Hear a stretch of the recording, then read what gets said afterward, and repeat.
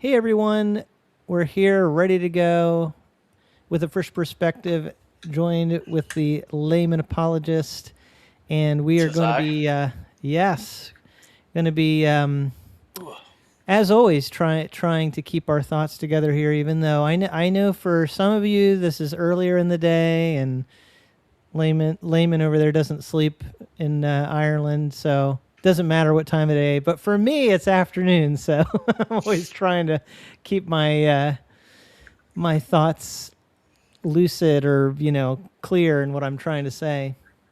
But we are going to be covering a few things that we planned here, and if you guys have topics and questions that you bring up along the way, feel free to do that. But I see people already saying they're in the comments and where they're from. Good to see you guys here. A lot of regulars. Tony in England. Great. We have Sheldon from New Mexico. Good to see you. We've got a Tex in there. We seem to always have somebody from Texas.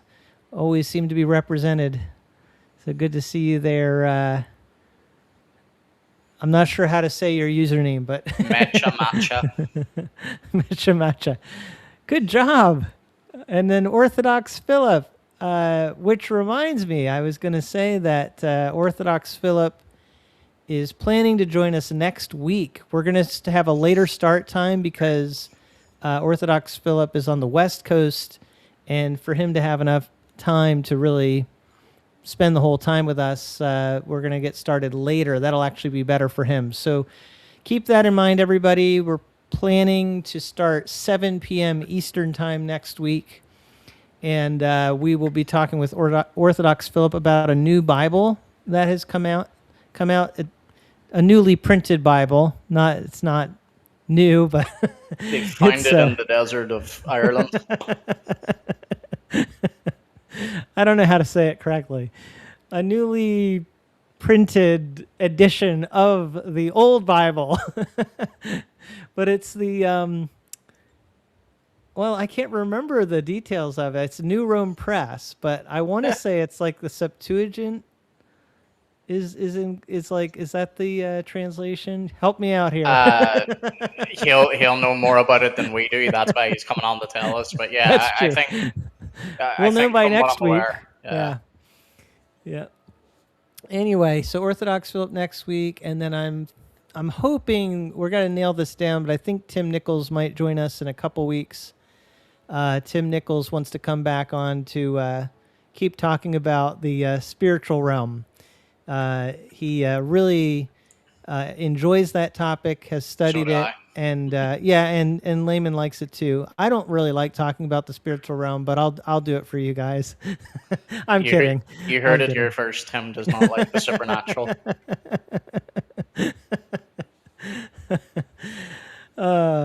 Well, I do think people in my camp can be accused of that for sure. But I will go on record saying I'm happy to talk about it, and I think it's important that we do focus on it and help each other to think about those uh, those realities that are in the world that we need to think about from a biblical perspective. Mm-hmm. And then we have some other things lined up too that I guess I'll mention now. We've got Philip Nation, who is I think he's still serving as the publisher for Thomas Nelson. The New King James Version is a popular translation that he helps to publish. But he's going to come on really to talk to us about kind of the current state of the church and pastoral ministry, because I know he has a lot of passion about pastors, and he cares about pastors. He's really an encouraging guy, and I has really great insights too. So that'll be a fun conversation with Philip Nation. And I don't think he'll mind if people want to ask him questions about the New King James Bible. He'll probably be fine with that. Yeah. And then we also have Jason Whitaker. And I remembered his full name this time, I which know, is I didn't even amazing. have to correct you. Wow. Yeah. I have said it more recently, so that's helping. It's all right. Whenever he comes on, I already have the clip ready to go. Just throw you on the bus. Thanks. Your feed might cut out right at that moment. I can't share without you granting permission That's anyway, true. so it wouldn't work. That's true. You'd have to trick me into it somehow. Yeah. Tell me it's some other clip and then switch it over. Yeah. Anyway, yeah. So Jason Whitaker, and he'll be talking about what's happening on his channel and current events with us. So, You also have merch to promote. Well, by the way, you've actually made quite a few sales already. oh, good. Yeah, and I need to get that updated on. We'll show it sometime today. Yeah. I don't have it up ready, but yeah, we have an updated version of the Do You Manly merch, and as we've been saying, yep. Sorry, I was going to say two people have bought the mug already. Someone bought the whole Yay. bundle, and then a couple other people bought shirts. That's great. Yeah. Yeah, I'll work on pulling that up. But yeah, it's the proceeds of the Do Ye Manly merch are going to go toward a mission trip that our church has organized for October, and that's coming up real fast. So if you want to help us out, I would encourage you to buy some items soon, and that'll really help with the fundraising that we're doing for. We're going to be building a roof of a church in the Amazon region of Ecuador, and I am not the kind of person to build things, but I'm going to help help those who actually are skilled in any way that I can. Tim will be serving the tea in the Do You I'll be Manly serving mugs. in the I don't know. They don't really drink tea as much down there. I think there actually probably would be more coffee if they were going to drink something because That's they surprising. grow coffee in Ecuador. I know, but you tend to think, well, at least I do. I know I tend to think of tribes brewing their own tea. You would think that. Yeah. That's all you people from your part of the world. Everything's tea. No, I'd be more a coffee person, but what I'm saying is like nearly every documentary I've watched on like say like an unreached tribe, they're reached now obviously, but they normally do brew their own like tea because they've got access to all these leaves and so Yeah, I'm sure they do. They do. Are you guys talking again about the the teacups they're with the talking Do You about Manly? teacups. They don't exist. If you want them, you're gonna have to petition fourth wall. Oh, I know. I feel like someone had the idea just to get this one of the stickers and put that on a teacup. But Don't think that would be dishwasher safe. that's true. Yeah. So we're going to talk about the Legacy Standard Bible and translation choices in 1 Corinthians 12, where it's talking about spiritual gifts. And I thought it would be interesting because I'm covering that passage a little bit at my church right now, and the Legacy Standard Bible makes some choices that are unusual for most translations, and it does seem that it's connected with the theology of Master Seminary, who put that translation. It's an update of the NASB, but it's interesting that the tweaks they did in 1 Corinthians do kind of go along in the direction of their theology. So, oh, and I see we've got another Frisch here. Good to see you there, Alan. Hope And, family bindery Hope in as family well. yeah, and we'll probably highlight a little bit today a rebind that Layman just showed on his channel. He can maybe show us that today a little bit as well. And You can have a sneak peek. Sneak peek. That's all you're seeing for now. That's cool. Yeah, so we'll talk about, and also some new Bibles coming out from Holman and from the Lockman Foundation. So those are some things I wanted to talk about, as well as a dialogue I saw with a Catholic and a I'll call him an evangelical, but actually in the video, even the Catholic labels him as Protestant, which I But don't think you're gonna like. Catholics get things wrong all the time. We won't hold that against them. But before we do that, I do have one piece of news, Tim. I have forgot to tell you. I actually now have a new channel. It will be a channel more for my personal stuff. So Nice. we're going to be doing watch reviews. I'm going to be doing like blind reacts to things, and probably more like reacting to fights and things like that. So only follow, only subscribe if that's what you're into. Don't subscribe because you think it's going to be further like theology stuff. It won't be. It's completely personal. Now, what's the name of it? By the way, with LA. By the way, with LA. Okay. Because it's for all like my sort of like afterthought things outside of theology. So I thought a good way of saying that was Oh, I by the got you. way. I got you. I see what you're saying. By the way, with LA. Mm-hmm. Okay. Yeah, and let me share that page that has on the fourth wall website. So the first edition, I should say, is the stuff with the ones with the laser eyes. But you see in the middle here the mug without the laser eyes. That's now an option for Which these is also items. my own artwork. You did this by hand. No. Not that type of artwork. Artwork on Canva. But it's a completely unique image. Like it's not out there. It is my image. Cool. So if anyone wants to use it, Well, they would need to contact me. They can't just take it. I like some of the other items when you put in "Do Ye Manly." It's got also this like Iron Man muscle That's my tee. workout stuff. Yeah. Yeah. Well, I guess if you're going to be manly, you can also wear the muscle tee. Yeah. That's cool. Anyway, yeah, all the Do Ye Manly merch. Go buy the mugs. Yeah, the mugs look Help nice. Tim I do build want to. roofs in the Amazon or I do wherever want it is. exactly. Yeah. Well, it won't be like deep in the Amazon rainforest, but it is the Amazon region of Ecuador. Mm-hmm. So there will be a couple weeks where I will be gone in October, but Lord willing, I'll be back and healthy after the trip. With a pet anaconda. And I actually had a team member, someone going with us, that said if they see an anaconda, they're swimming back. Well, good luck to them because the Amazon rainforest at night. Whew. I know. We do have Red Headliner, I see, back and still advocating for another teacup, or advocating again for a teacup. You're going to have to petition fourth wall, not me.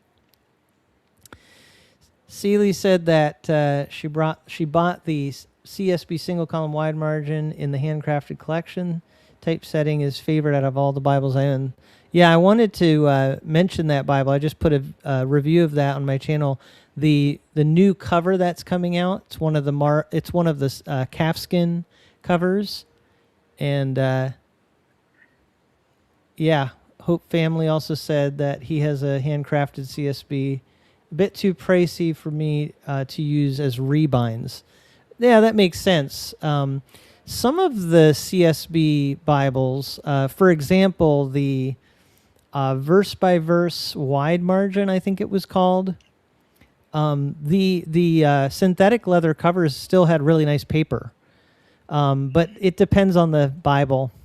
You know, with some of those, they're hit and miss. Yeah. In terms of what paper they use. I don't know if this question's for us. Is there only one edition of the LSB? In terms of Text, yes. Kind of. They have done some updating. It's very minimal. Yeah, but I don't think they call it a different edition. It's just...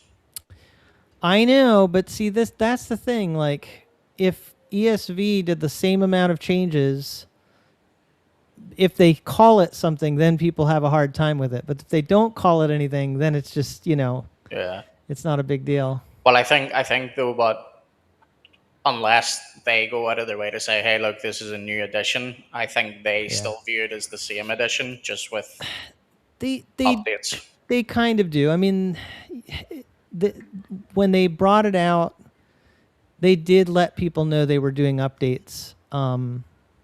But yeah, they I think they tried to downplay it because they know their user base is Yeah. not, and certainly they are not planning to make a lot of changes. No, That because I think one of their goals is to keep the translation the same. steady. Now, Yeah. I don't remember where I heard it. I don't know if it was MacArthur or It was one of their the panelists. Well, what I was going to say is, I know they said they want to keep it the same, but I remember hearing someone say like, a translation shouldn't change for 40 years or something, and they threw out 40 years, and I wonder, are they going to change it in 40 years? it was Not at that they. the. Sorry, I was just going to say it was at the round table thing they did when they very first announced the New Testament. That's how long ago it was. Yeah, I will say 40 years comes fast. The NKJV now is well over 40 years, and people are like, do not change it. So, I mean, somewhere right now, I'm fairly sure Colton has just like fell to the floor because you mentioned NKJV and change in the in the same same sentence. sentence. Yeah. Well, because I said do not change it, he felt really good because I think I don't I know. I think he think his felt sense heard. just He works felt on. heard. Yeah. But in the other half of your question, Philip, they have multiple like leather editions, like different way it's presented and things. I I could be wrong, but I would imagine Philip was asking about the text. Oh, I'm sure he is, but just in Yeah. case he's asking, is there different Yeah. types? And if in case anybody else wanted to know, they have all different um, you know, specific sizes and Bindings and layouts and things like that. see, look, Paragraph I told you he would format. appear. You mentioned the NKJV and change, and he appears. My ears are burning. That's what he said. Yeah. And I saw Colton had Hope Family on his channel, and Hope Hmm. just said that Steadfast, who produces the Legacy Standard Bibles, has the best text blocks on the market, both quality and layout. And I tend to agree that I really like what they're doing. And I actually watched that interview, and I remember you saying that they just seem like they're put together. That the layouts are put together by people who really use the Bible a lot and love to use their Bibles. And it's true. I think when you look at the layouts of their Bibles, they really fit the things that a lot of people say they want in a Bible when they're actually using it.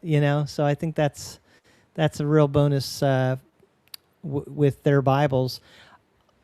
I wish I liked the translation more, which I'm going to show you something. It's not that it's bad. I mean, it's a good translation, but there's just things about it that for the kinds of uses that I'm doing, like if I want to read it at church, or even devotionally, it just has certain things about it that are not my favorite. But when it comes to study, the LSB is a really good translation.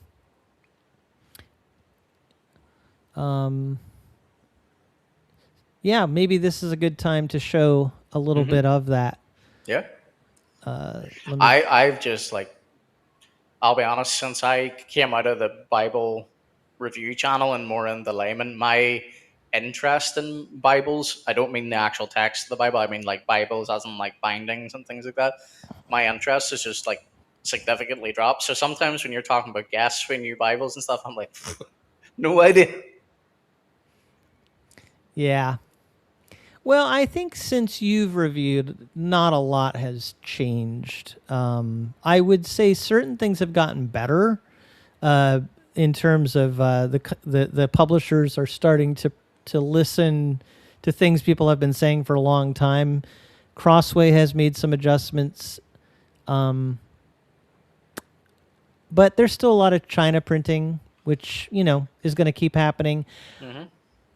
Maybe some of them will move to Korea. It's funny though. Speaking of China printing, the Holman handcrafted collection Bible that I just put up on my channel, I was kind of shocked because it's printed in China, but the paper is the best Chinese paper I've ever seen. So I know that some people, they don't like Chinese printed Bibles, but that's a well done Chinese printing. Uh-oh. I What? think I just saw Hope Family said, "Don't get me started on Crossway." I guess he has some criticisms of Crossway Bible I don't production. know too many people that don't have criticisms of Crossway. Yeah. Uh-oh. I think by saying that, I might have just gotten him started. Probably. It's all right. By the time we move into the topic, they'll still be talking anyway. Let me pull up 1 Corinthians 12 in the New American Standard to begin with here, so you can just see kind of what we're starting with. And there's two translation choices in this passage that are pretty noticeable. And one would be here, verse 10. It says, to another, the effecting of miracles, to another, prophecy, to another, the distinguishing of spirits, to another, various kinds of tongues, to another, the interpretation of tongues. Now, that word interpretation is what they changed in the LSB. The LSB is based on this, the New American Standard 95, but they changed that word. Do you have any guesses, Layman, as to what they changed it to? Don't, but I'm going to go look. All right, I'm going to pull up the LSB here. Yeah. So now if you look at verse 10, it says there, translation of tongues. Translation rather than interpretation. And so I actually saw a question pop up the other day about this, and it reminded me, but also because I'm studying this passage right now, it's really kind of come to my attention again. And actually, when I first heard about this, I kind of defended the choice. But I will say, in looking at it a little bit more, because I'm going to show you a post that was done, I do think this was theologically motivated. Well, it is. That's why you saw me pause and look up, because the idea of translating a tongue means that, like, I know we're going to get into this anyway, but they're coming at that from the point of view that tongues is another language that needs to Right. be translated and interpreted out. Right. Which I would hold to a degree, but not the way that John MacArthur's crew do. Yep. Yep. That's the viewpoint they're coming from. So I'll show you what the Master's Seminary page says. I never noticed that before. I'm going to mark that. Yeah. I think that Tim Nichols, and that's, he reads through these translations, and he's got a very keen mind. And he noticed that. Plus, he's Pentecostal, so he definitely noticed any changes in 1 Corinthians 12, and that one really jumped out at him, from what I remember. So that's another thing we can bring up when he's on with us. But let me show you the way that they talk about this. And I'm sorry if this is a little small. Is it too small to see? I mean, yeah, Probably. you'll have to read that for me. Yeah. I don't know what it's like for the audience, but on my screen it's a little. Oh, that's little better. bigger. That's better. Yeah. And maybe if I do that. Yeah. The term here is hermeneia, from which we get the English word hermeneutics. While the general idea of the term refers to the interpretation of something, that's why most translators say interpret, it is important to note that this is used specifically for the translation of linguistic communication. Therefore, translation better captures the nuance of this being linguistic interpretation and not simply making sense of points or conclusions or other less linguistic features. In addition to that, this rendering also helps the reader remember that the biblical sense of tongues refers to human languages that are already present in the world. And that's why I said there's a little bit of a theological viewpoint that's definitely motivating this, from what I can tell. because of what I just read there. And then it says such a miraculous ability to speak a language that one does not know is strategic in God's plan to advance the gospel to the nations, in reverse of the Tower of Babel. But because not everyone present will know the language being spoken, the presence of a translator would help to get the meaning of this person's message into the common language of the congregation. So, I don't know if the audience has any thoughts on that, but I thought that was really interesting. And that's not the only change. We'll look at another one. But I will say I don't think it's like bad for them to put it the way they did, but I could see the argument against it, because normally when someone's talking, we do talk about things that are being heard a lot of times as being interpreted, and things written as being translated. Yeah, so I could kind of see. Too. Yeah, I think that's what a lot of people would say. On the other hand, what they're saying there is, I kind of get this, and I know this is controversial to some people, but whether it's a heavenly language or whether it's a human language, if it's a language, then we shouldn't be averse to the idea that someone is translating, if it's an actual language. What I don't like is people reacting to this because they don't like the idea of us thinking of it as an actual language. And now I'm not, again, whether it's human language, that's certainly something people will debate. Mm-hmm. But when people speak in tongues, I actually like the original Holman Christian Standard Bible, which the word they changed wasn't interpretation. They changed the word tongues to languages. And I like that, because I think that's what tongues means. Mm-hmm. Anyway, do you have any thoughts? Not overly, because with stuff like this, I like to think on it a little bit. But before you even got into it, the reason why I kind of paused and looked off to the side is because the first thing that I did think of was, it seems more, and it's not saying it's wrong, but it does seem to be more theologically motivated, because they are trying to actively be like, hey guys, this is languages, like it's not anything else.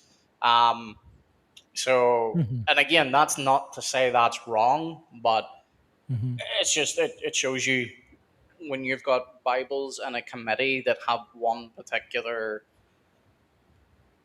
theological philosophy, it's kind of hard not to have that bias in the translation process.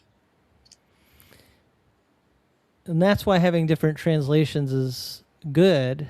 I would say you're right.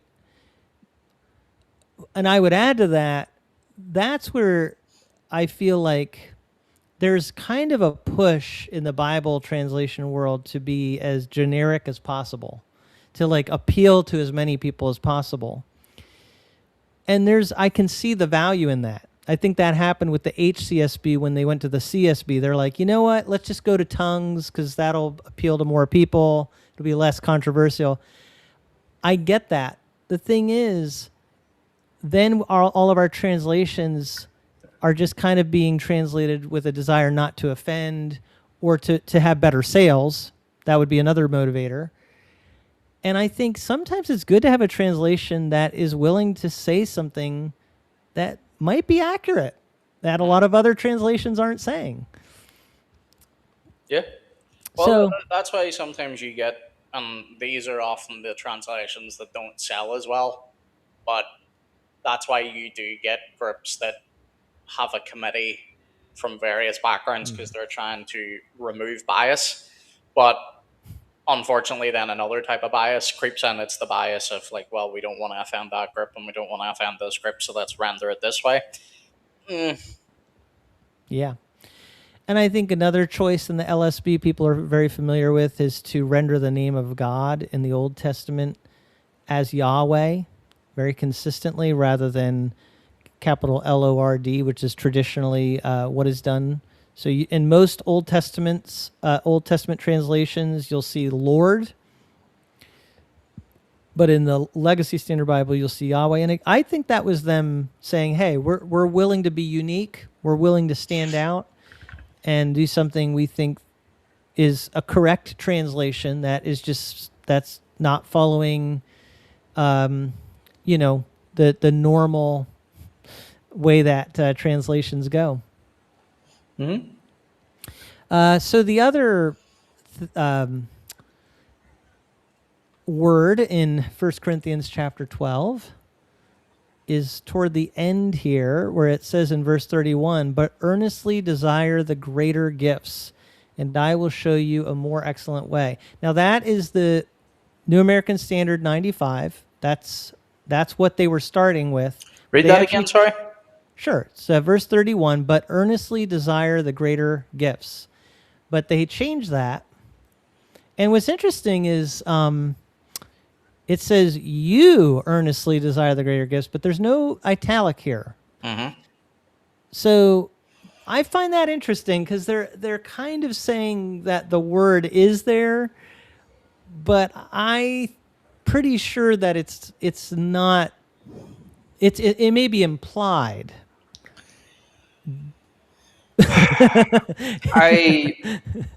I think this is another case of them interpreting, because part of the reason Paul was writing to Corinth was to set straight a few wrongdoings. Sure. And if you read this, it says, so that this is the LSB, it says, but you earnestly desire the greater gifts, full stop, and I will yet show you a more excellent way. So they're kind of interpreting this as Paul kind of rebuking them. Stop discerning or stop seeking the greater gifts. At least that's what I'm taking from that anyway. I'm pretty sure MacArthur taught this. I'm pretty sure he taught that Paul was not telling them to desire the greater gifts. He was telling them that's what you are doing, but here's a better way. That's what I mean by they're interpreting, because they're taking the whole theme of the book of Corinth, which is a correction, and they're saying, all right, well, Paul's obviously correcting. And part of the reason why I would say MacArthur taught this, not that I know his motives, but I'm just saying one of the reasons, is you do get groups that say, well, speaking in tongues is the sign that you are saved. To which MacArthur, I've heard, rightly push back and say, well, Paul says not all speak in tongues, so that can't be a sign. But then he's taken that to a further conclusion, going, well, you see, actually, Paul's rebuking here. Well, the thing is, from what I understand, the Greek could mean that. It can actually mean what the LSB says here. Yeah. But the kind of the literal rendering would just be, you do this. Yeah. So you could take it as an imperative, as a command, or you could take it as he's describing this is what you're doing. Yeah, which is why I think they've put that in there as more of an interpretive, like Paul's rebuking them. You're desiring the greater gifts. Yep. Now, I will say, I'm going to look it up here. There are translations that also say this. This is not actually the only translation that says this. No. So I would say this one might be a little bit more. I think both of these choices are justified on some level, but this one might even be an easier sell because it's not necessarily completely unique. No. Even I know this sounds funny. I want to say even. Oh yeah, the message. I'm sorry, I'm reading the message here. I don't think I have it up yet. I can show you. It says, and yet some of you keep competing for so-called important parts. But now I want to lay out a far better way for you. The message there is actually interpreting it along the lines of what the LSB is saying there. It's taking it that way. But that's not the only one that does that. This Bible here says you only want the better gifts. Now, this is a niche translation. I think it's Name of God translation. But still, it is saying this is what they're doing. You want the better gifts. But most translations are saying you should do this. earnestly desire the better Yeah. gifts. So I think the main point I wanted to make is, the LSB is a good translation, but when people say it's like it's the literal one, and it's like any translation, they had to make choices.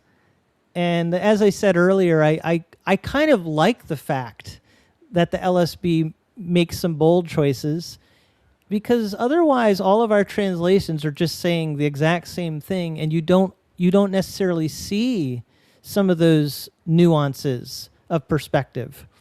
And that's what I want. I want to be able to say, here's what the LSB says, here's what the ESV says. And don't get me wrong, I don't want them to be saying different things if it's not justified in the text. Yeah. But if it is a legitimate translation of that, I think having some variety can be good. Well, you see, we wouldn't have any of these issues if we just read the KJV that You're Moses had. right. That's true. Yeah, I know. Moses and the apostles. Yeah. Well, that's what the Lord gave Moses on the mountain. Or English translations render it tablets, but in the original Hebrew, it's actually the KJV. I thought that it was in Hebrew and Greek, but then the King James corrected those things. Oh no, that was only the oral law beforehand. Okay. Okay, just make sure everyone knows we are being facetious, not serious. You have to make sure you've been talking about that online, that people don't catch your sarcasm, right? They don't. The Irish, we're very used. We know our own tells and body language. To us, the more outrageous a claim, the more obvious it should be that it's sarcasm. But yeah, I recently made a mistake online. I defended someone who was a mutual of mine, but they took my defense as like me being sarcastic towards them. So they ended up blocking me. So I was like, oh well. Did I show? I think I showed that video of. I'm not sure if I showed it on the channel, but it was like the sarcasm, sarc. What was it called? Like, it was basically like the Alcoholics Anonymous, but for people who are sarcastic. I should And have and done that. it's hilarious because everybody's just being sarcastic to each other. Uh, It's people think I'm exaggerating, but sarcasm is the natural language of Ireland. Like everybody, that's actually how you show affection towards people. Like if you're not sarcastic towards your friends, they're not actually friends, because the more polite you are to someone, that shows more of an less familiarity with them. no, okay, yep. So he's clearly showing a lot of familiarity with everybody here today by saying these things. I'm not sure what the discussion was, but I just saw Red Headliner say that they are a NIV 84 onlyist. But they did put LOL. Yeah, so. And then Celie says sarcasm and hugs are her love languages. Sarcastic hugs? It's just funny. You have to be very careful if you're naturally a sarcastic person, because you know your intent, but sometimes that doesn't always translate outside your head. And then when someone does take offense at it, you're kind of like, why are you offended? And then it's like, oh, right, fair enough. You don't know I'm being sarcastic, but nah. It's really hard in written form too, uh, especially on a place like X where people are constantly genuinely being mean to each other. Mhm. Like, sarcasm could definitely be easily taken for literal expression on X. Yeah. But if you know the person, that always helps. If you Oh, know yeah. what they actually would say. It was explained to them afterwards that it was directed towards the person that was offending them, and they accepted that. But yeah, it was just taught me a lesson that yeah, you need to be, I guess, more familiar with a person before you can be sarcastic with them.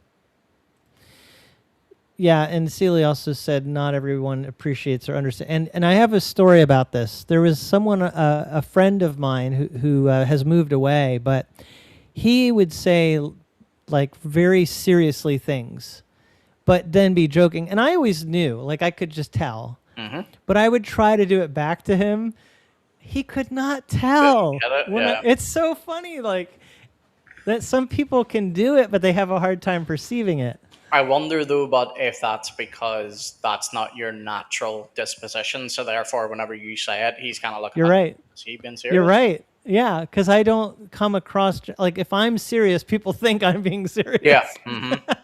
As where anybody that's familiar with my channel, they're familiar. I normally have very dry humor and very sarcastic comments, but Yeah. they're not nasty. It's just sarcasm because it's funny. Yeah, and I usually call that being facetious Sure. because sarcasm technically is it's tearing the flesh is the idea, and it's usually when someone's actually being sarcastic, it is mean. Like it's a at least a mean statement. It's more often what we would call passive aggressive. Just laughing at Sam's comment. Sarcasm is hard for me to detect, especially in written form. I know. Maybe she's actually just joking. Like Oh no, really she's hard not. for me. Oh no, No, I she's know. not. Trust me.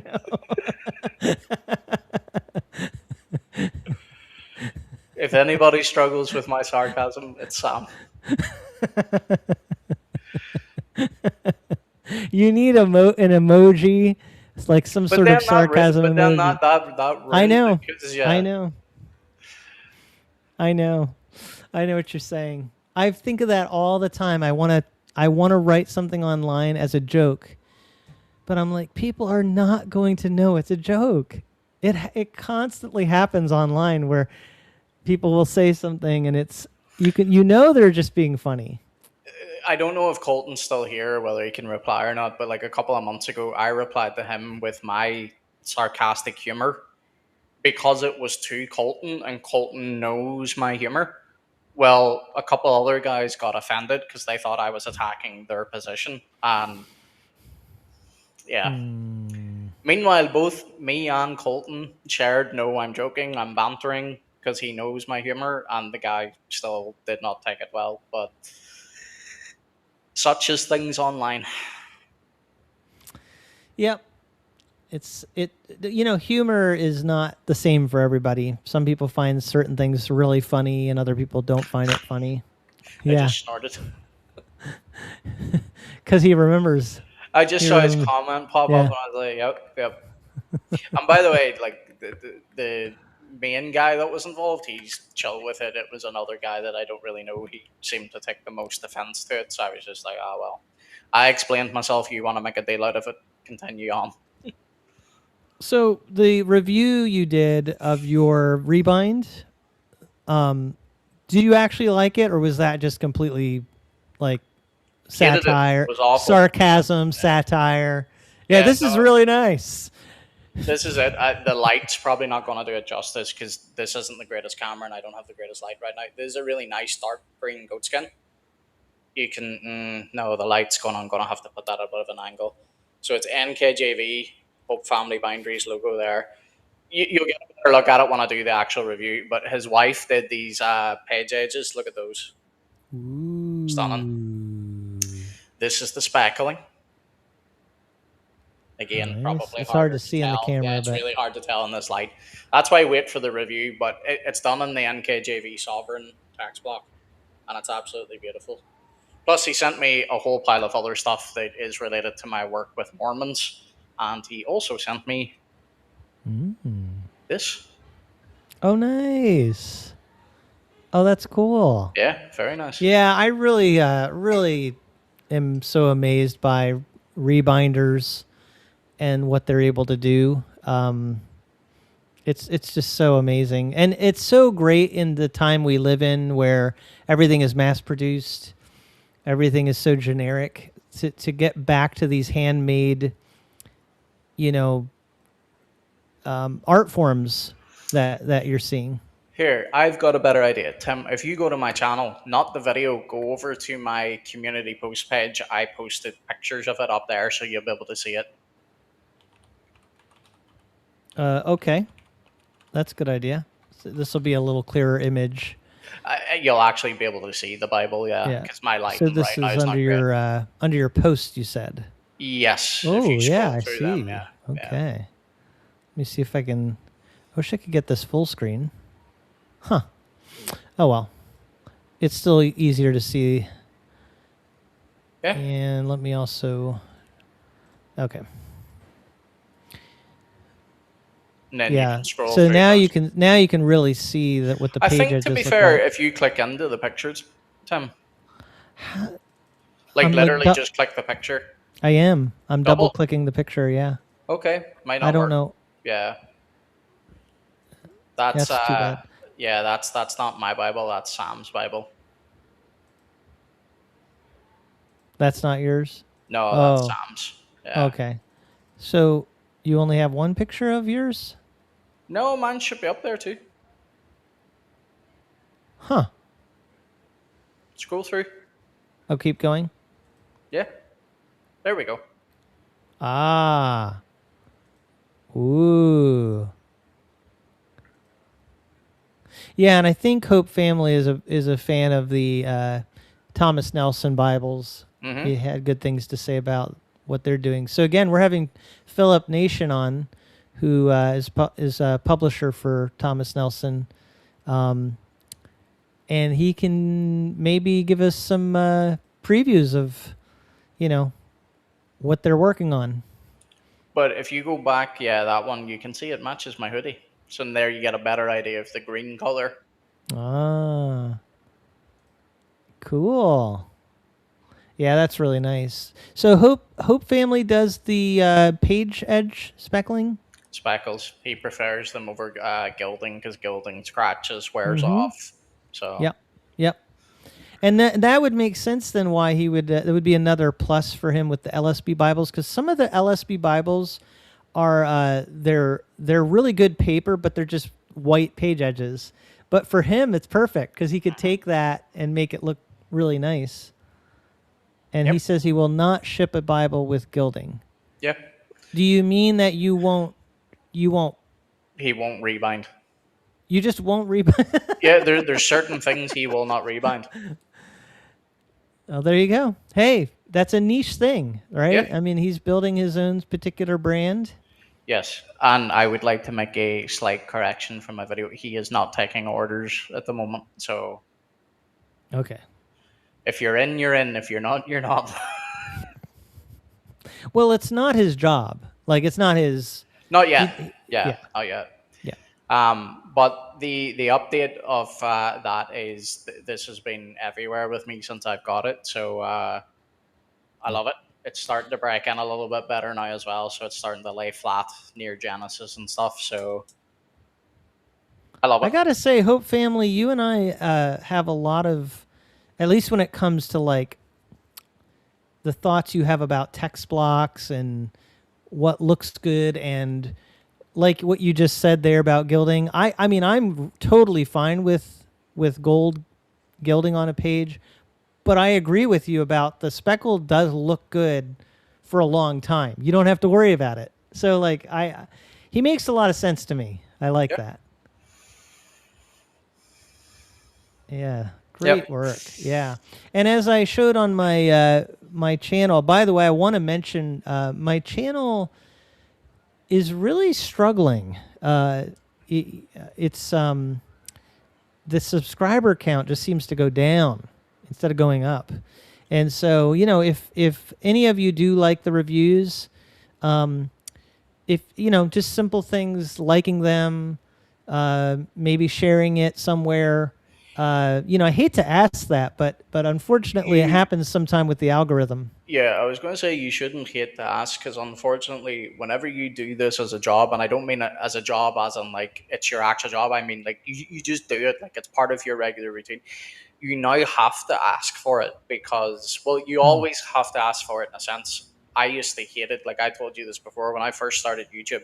I hated saying phrases like "please like, share, and subscribe" Mm. because you sound like an absolute cheesy moron whenever you do it. But you really have to do it because the average person watching doesn't realize how much their little like actually does help your channel. How much even just a comment that says, "Hey," helps your channel. Because the thing is, the way the YouTube algorithm works now is YouTube bases a percentage of your audience. So, Tim, you've got, I don't know what your latest subscriber count is, but you're well over 20,000, put it that way.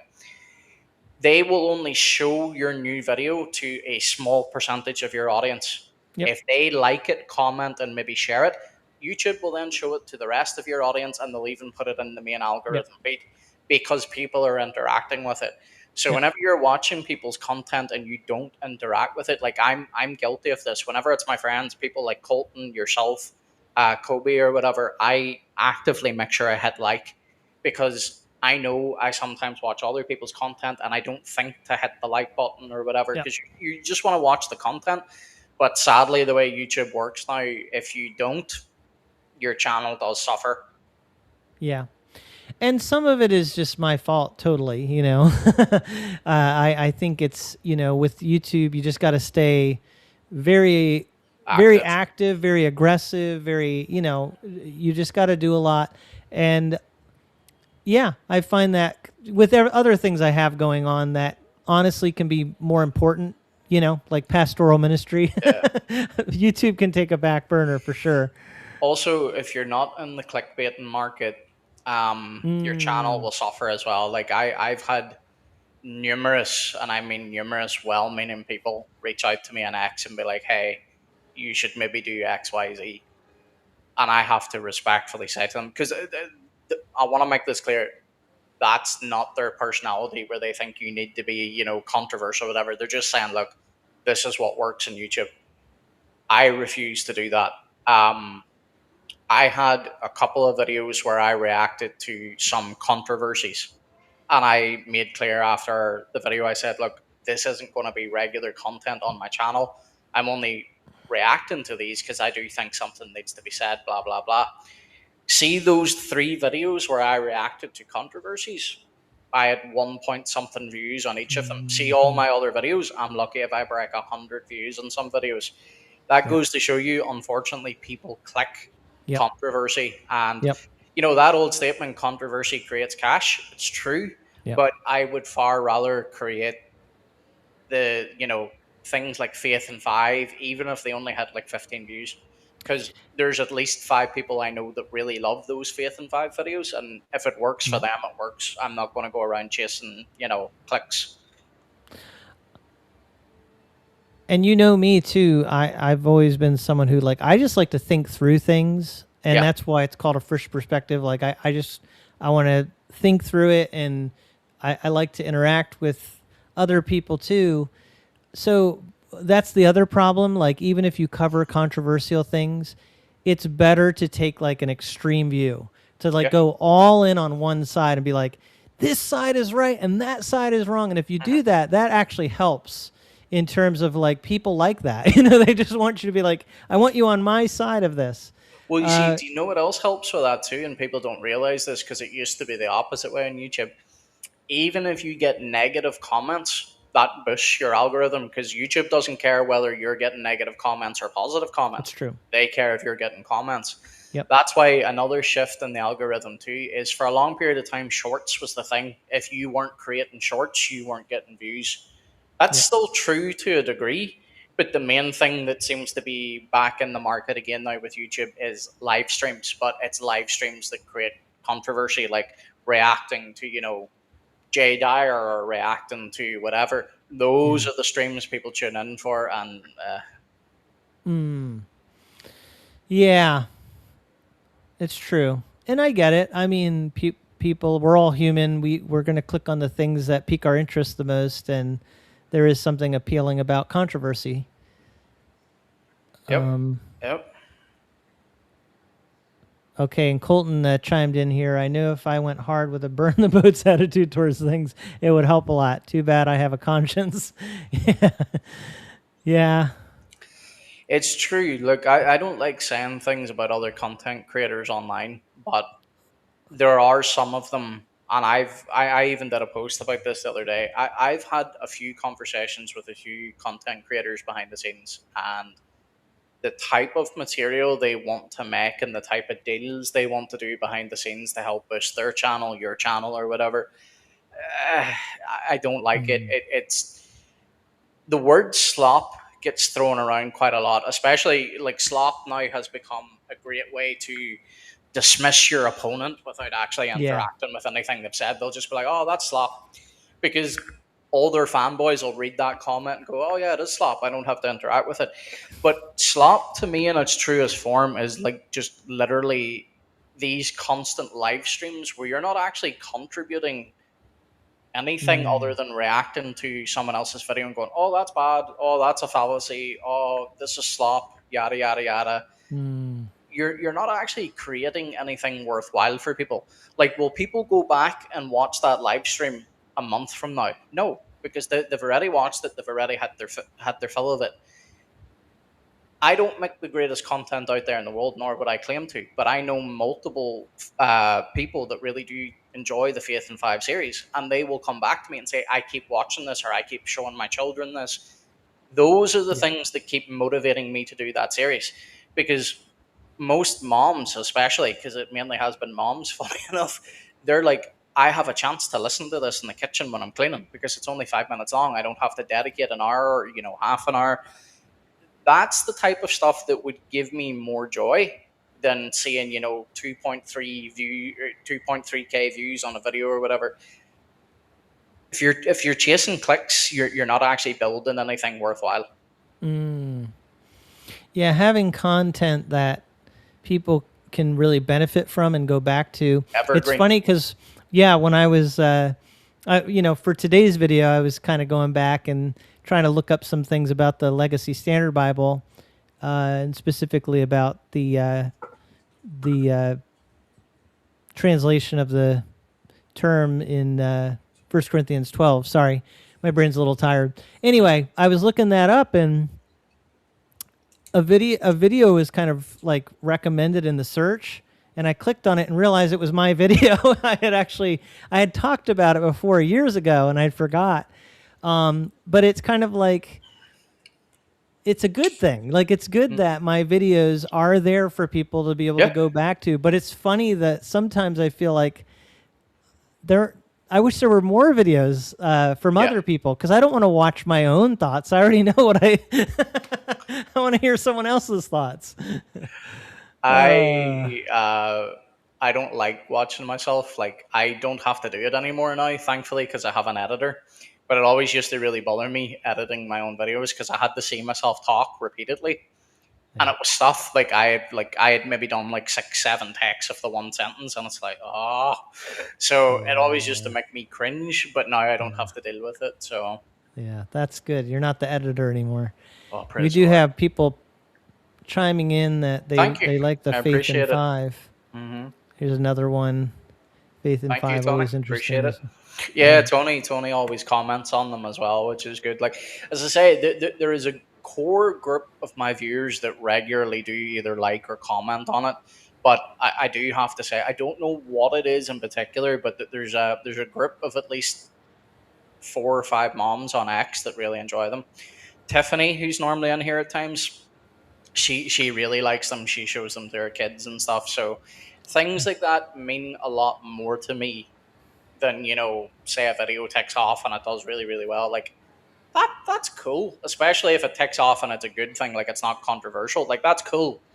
But once that hype dies down, and like the way YouTube works, it dies down in a day or two. Like, that's it. And if you're constantly chasing that, you're going to keep conforming to what worked. Why did that video work? Oh, because I addressed something controversial. Mm. It's not worth it. Like, if you want to build content that will actually help people, do what you can and make it decent content that people would actually go back to, or say, "Hey, go watch that guy's video," and that, like, that's the goal. Ah, there is Tiffany. Yeah. Oh, I'm just noticing too. Good to see you, Tiffany. And I'm noticing a little bit of interaction here. Yeah. They're back About on the patch. That's controversial. uh, yeah, and just I want to quickly mention too, because what got us on this topic is my channel, Oh yeah, and yeah, yeah. I'm covering like Bible reviews regularly.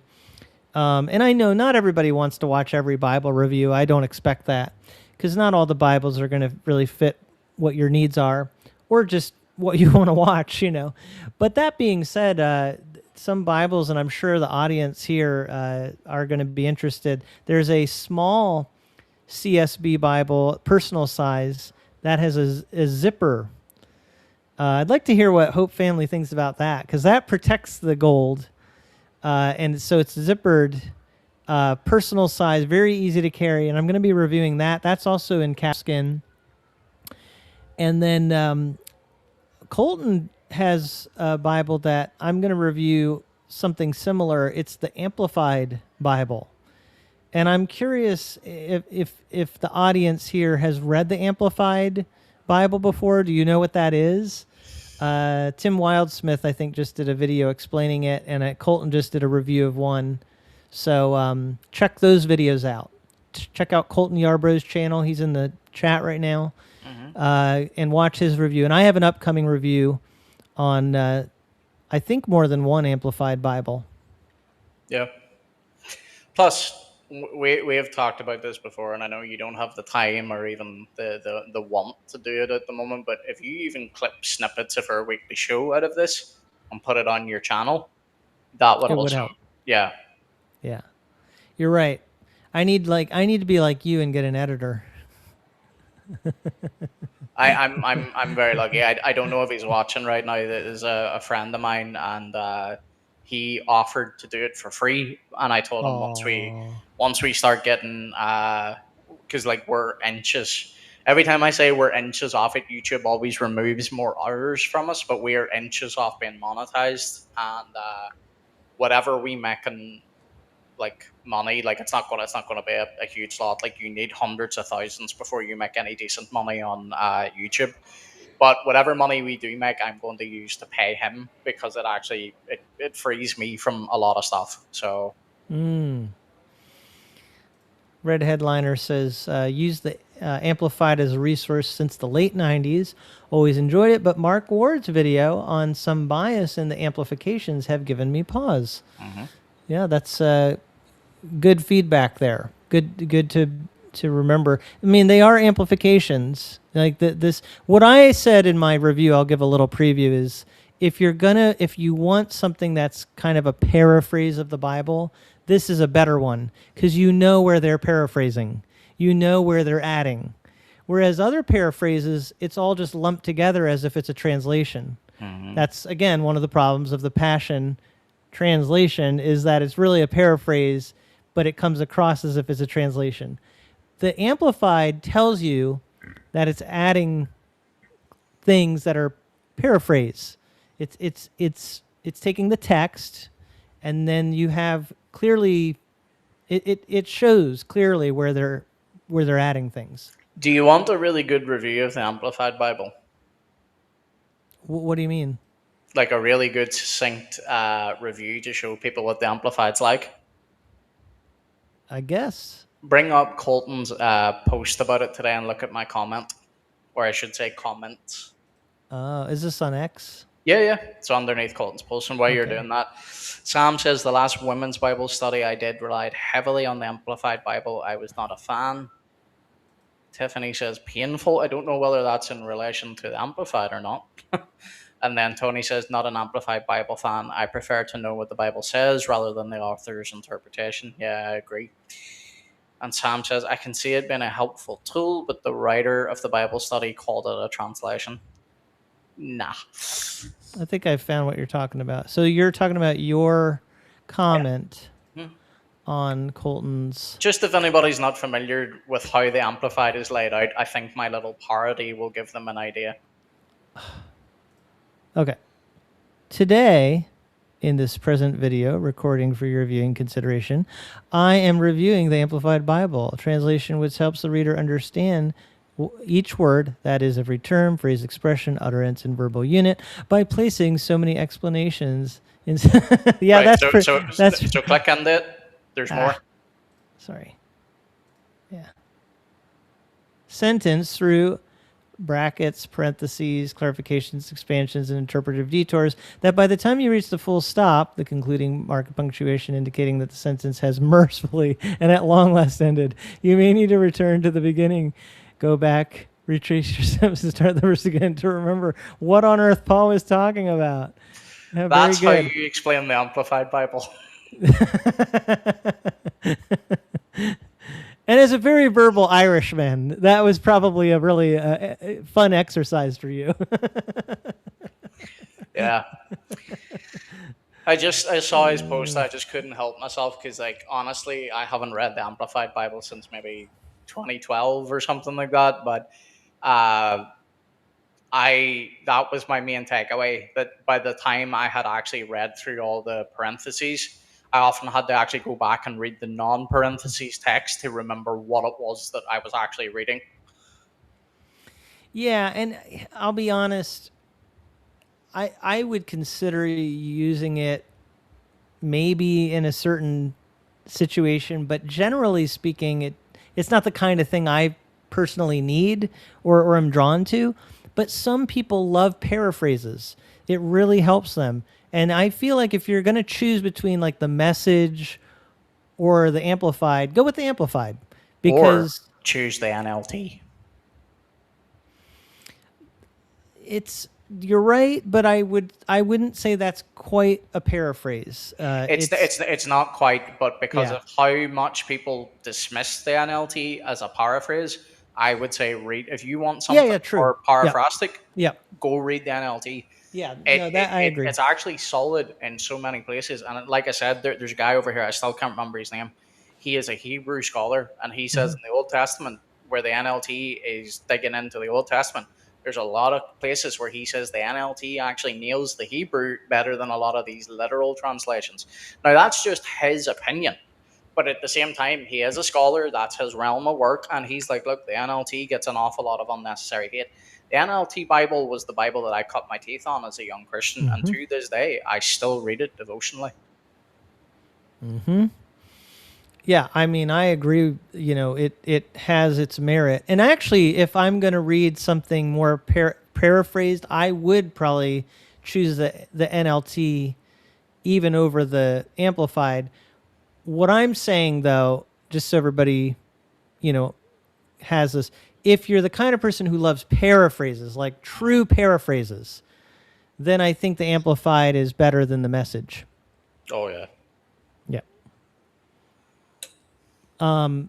Yeah, the NLT, we should probably devote a conversation to that sometime. That's such an interesting translation. By the way, for those of you who don't know, on my channel in years past, I've interviewed people from translation committees at times, and I have an interview with Dr. Gupta. He is on the NLT committee, and if you go back, look up Frisch Perspective, Dr. Gupta, you'll see my interview with him and hear his perspective as a committee member. And then I also have one with Dr. Das on the CSB. He's a CSB committee member. See, you want a controversial opinion? I would read the NLT over the CSB. Yeah, I can believe you would. Yeah. I mean, it's always a matter of what you're brought up on. Yeah, what you're brought up on, and kind of what you're. The way I put it is, there are some people who want translations to do certain things really well, even if it's at the expense of other things. And the NLT does a better job of putting things in today's English clearly than a lot of other translations. However, you lose some of that accuracy. Yeah. Because if I asked you, which would you rather use if you wanted to know what the Greek text is saying in its form, you would NASB. choose this. Well, I'm saying if you had to choose between the CSB and Oh the yeah, yeah, oh, NLT, CSB or see what I NLT. mean? Yeah, yeah, See yeah. what I mean? And that's my point. Whereas if I said if you want pinpoint accuracy, a lot of people say I want the NASB because of its word order and some of the features it has. But if I said if you had to choose smooth language and put in ways that aren't bound by tradition, like to make sure everybody hears exactly what the Hebrew or the Greek is saying, would you choose the NASB or the CSB? That you could make a case for the CSB there. And that's my point. The CSB isn't the greatest at anything, but it's really good at a lot of things. For me, So to you see the got me CS, got me on my hobby horse. yeah. But well, that's what we're here to do. Like we're still young on the show yet. But for me, the reason why I can say that so confidently is again, it's about how much time I have put into the translations. Like I have read the NLT now for well over 16 years. The CSB 3, 4 Yeah. years maybe. And even Yep. then, that's not even 3, 4 years consistently. That's just every now and again I'll pick it up. Yep. So whenever I say I would read the NLT any day over the CSB, the reason I have the comfortability of saying that is I'm not stuck in a position where, like, say for example, you dropped a box of NLT and a box of CSB down in front of someone that's never read the Bible before. There's an argument, yeah, maybe start them on the NLT. It'll be a little bit easier to read. That's not even my point. But what I'm saying is, I know because of all the other translations that I've read what the text should say, what it's getting at. So it's not like I'm reading the NLT and going, "Oh, this is actually what the Greek and the Hebrew says." For me, Yeah. it's more just it's modern day. That's why it's my devotional Bible. It's Mm-hmm. just very plain modern day English. Yep. Now I'm going to raise a controversial thing here. Well, that's what we're here for. And you've heard me say this, but the NLT has been updated a few times. Mm-hmm. More And so than I thought. You actually brought that up to me, and I didn't realize how much it was yeah. updated. And that is the point I want to make, is that updates are not really as noticeable as people think they are if there isn't a big hubbub made about it. Yeah. And that's the other thing. Like when I talked to Dr. Gupta, he did indicate they're doing another update of the NLT. So, but I will say this too. I actually think there's another piece of the puzzle. People who are very traditional and conservative tend to have traits that are more averse to change. Mm-hmm. Kind of makes sense, right? So those are the people who are more likely to use translations that hark back to the past. And I will say the NASB has always consciously tried to be rooted in the past. So when you update the NASB, it's much harder for its user base to accept. Whereas the NLT has a user base that is, they're not as traditional, generally speaking. Mm-hmm. You're an exception because you're quite traditional. But again, I think no matter what, well, unless it's like a really like awful Bible, but I think no matter what Bible you start with, that Bible, even if it doesn't become your regular Bible, that Bible will always have a special place in your heart. That's why the NLT's never really left me. So, but anyway, I know we've got a video and stuff to react to. I'm just going to run to the bathroom very quickly, and I will be back so you can engage with the audience for a second. Okay, let me. I was going to try to. Let me do it this way. So I was going to put a comment up here. Tony said, as someone who was NIV 84 for years, I think the CSB is what the NIV 2011 should have been. And I can understand what you're saying, because there is something about the philosophy of the CSB that just kind of carries on something in a way more akin to what people, how they thought about translation, that the NIV 84 kind of, I'm not saying this very well at all, but I think the NIV 84, certainly with gender language, I think that would be an example where the NIV 2011 went a bit too far on some of the choices for a lot of people. CSB is a little bit more reserved in that.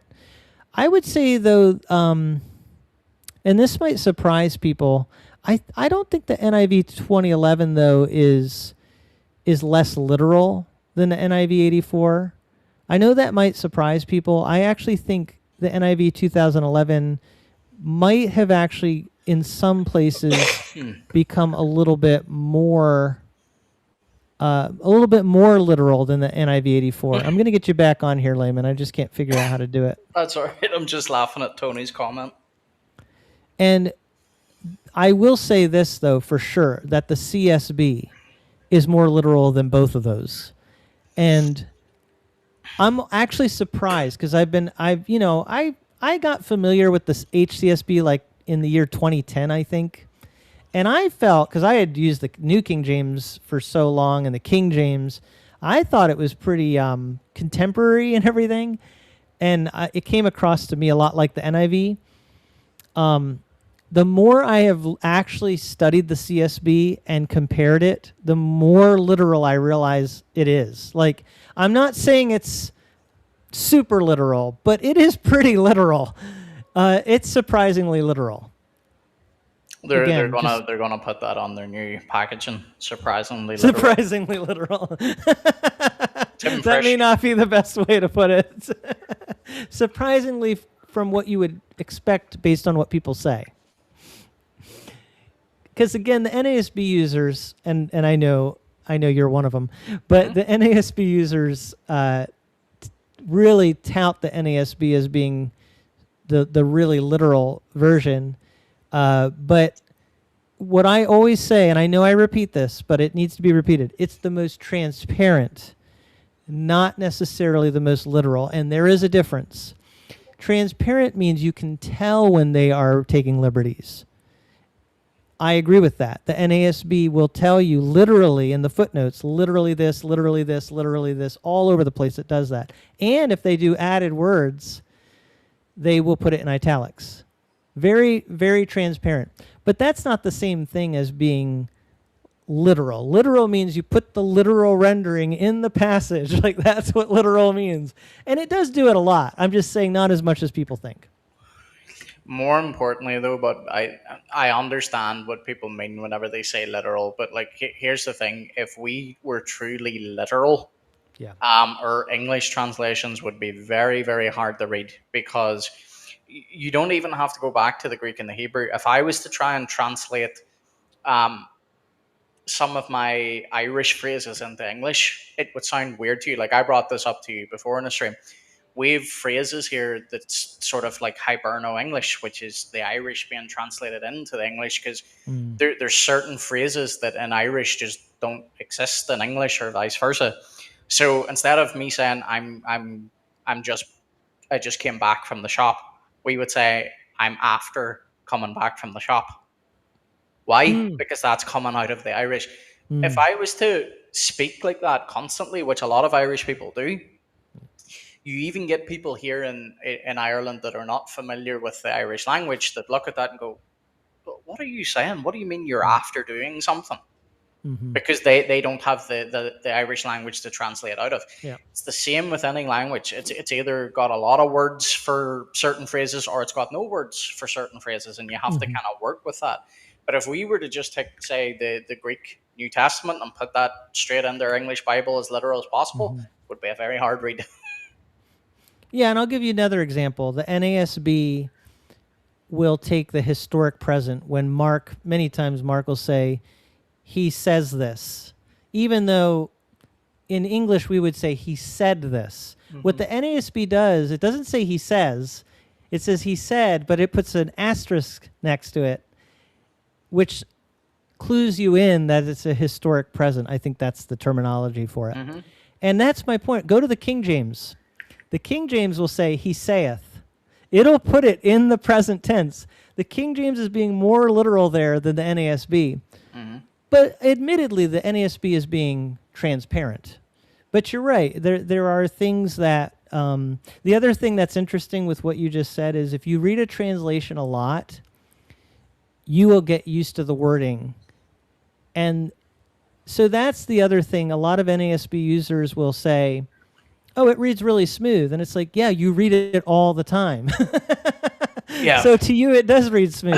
100%. Because anytime someone tells me that they find the NASB wooden, You can't perceive it. I Yeah. genuinely am confused because I'm like, but it's not wooden. Like it just reads like plain English. But when they're not familiar with it, yeah, sure, it reads wooden. Just like if you don't read the ESV a lot and you pick it up, if you're an NASB user, you'll notice it tends to use a lot of the reverse ordering of words in Hmm. poetry, especially, Yep. which, if you're an NASB user, sounds wooden and off. But if you're Hey, reading the Leslie. ESV all the time, if you read the ESV all the time, you get used to it. And certainly the King James was out of order. They always put words out of order. Although everybody knows this about me, but I'll just repeat it. I mainly read the poetic sections in KJV. That's true. And it makes sense. Oh, here we go. Someone just said the ESV is kind of Yoda-like sometimes. Yeah. Can be, yeah. But if you compare that to like the King James, it's, you know, I would say it's a similar way of wording things. Hmm. That's probably why it sounds that way. Is they're literally just didn't change the wording from the King James. And as I say, one of the biggest things that bothers me, like we've talked about this on the channel before, but it was months ago. I hate the way ESV says "at table." Which is a actual expression, and it's actually from your part of the world. Yes, but I don't like it though, but because I'm used to reading the NASB, so whenever I read the phrase "at We've table," Americanized him. no, you didn't. I did it to myself time ago. We used the American Standard Bible to change your way of thinking. Hmm. We However, I still saw you spell something weird the other day. I thought about correcting you on X. What was it? I don't even remember the word, but it was obvious. It was like you put ISED at the end instead of IAZED. I don't know what word it was. I don't But I know. thought Yeah, about because I normally th- I'm so used to writing in American because yeah, you slipped. You put an X is S. X is a weird place at times. But anyway, that's a That's different story. proof that you're Irish though. See, if people were reading that, they would know you're not American. Cuz usually you say that people can't tell they think you're American when they read your stuff on X. Less so more recently because like I took a break there for a good month and a bit Uh off X, but before that I was starting to do more local news and local commentary, and I think a lot more because I even had a few people like comment and be like, "Wait, you're not American?" And I'm like, "No, I'm Irish." Like, where have you been? And by the way, I will these were some say people that had followed me for quite a while, so I was shocked that they were shocked. did any of you not know that he's Irish? If you're watching a video, it's unmistakable. Speaking of the editor, there he is, Frog Dude. He showed up. He did. That's great. Frog Dude 222. Are there a lot of Frog Dudes out there that you had to put that specific number? No, well, he got this name from me a long, long time ago because he used to be my dealer of very specific frog memes. I'm just going to edit out. He used to be my dealer. Yeah. Well, there's your clicks, and he may no longer be the editor after that comment he just made. Oh, no. He thought he was English. Yeah. Would you rather, like, is the English like the lowest thing you would want to be mistaken for as far as, like, the UK? I don't think it's possible to insult an Irishman more than to call him an Englishman. So Yeah. yes, Like, if someone said Scottish, like, they thought you were Scottish, you would be less offended. they're our cousins. They're second best. They know their Yeah. place. Okay. But English is like. Are you saying English And are just more? in case people don't know, because of my sarcasm, there is a history, of course, between the Irish and the English, but it's banter a lot of times whenever Tony and I go back and forth with Yeah. stuff. Is Tony here? Tony's there, yeah. Uh, if you want to chime in, Tony, now's your chance about this little I don't know what you call it, feud. As I say, it's there's banter behind it, but there is also a very serious history because, like, obviously from and I'm going to use Tony because he's here in the audience, but from Tony's side, he would probably look at the English Irish relations a lot differently than how I would, as where Irish people look at the English as foreign invaders in our land, and it doesn't sit well. Yeah. Wow. We did bring up a controversial topic. It's not as controversial now. Like a lot more people are moving on now. Like we have a more like don't get me You, wrong, there are still very strong nationalists in the country that want Ireland to be united, but a lot more people now are they're just glad the troubles are over. So anything that kind of keeps peace is yeah. fine. Yeah. You Europeans have We ain't European. quite a history of. What'd you say? We ain't European. Okay. Well, there you go.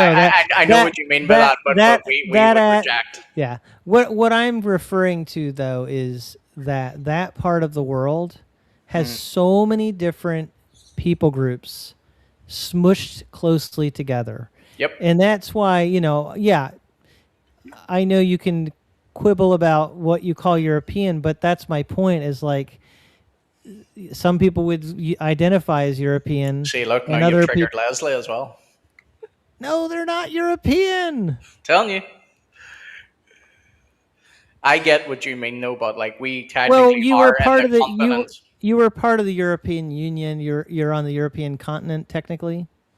Yeah, Yeah. that's what I'm saying. Like I get what you're saying, and I'm bantering But with you. that's my But point. That's exactly the kind of thing Europeans do.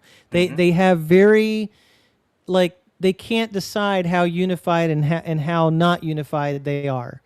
because we're not we're not unified Sometimes you are. on certain matters. Yes, but yeah, we are because kind of like you said. You look, the Irish is for the Irish, England's for the English, Scotland's Scottish, Welsh are Welsh. If you flood those people groups to where the point they're at a minority, you are changing the history and the future course of Yeah. those people.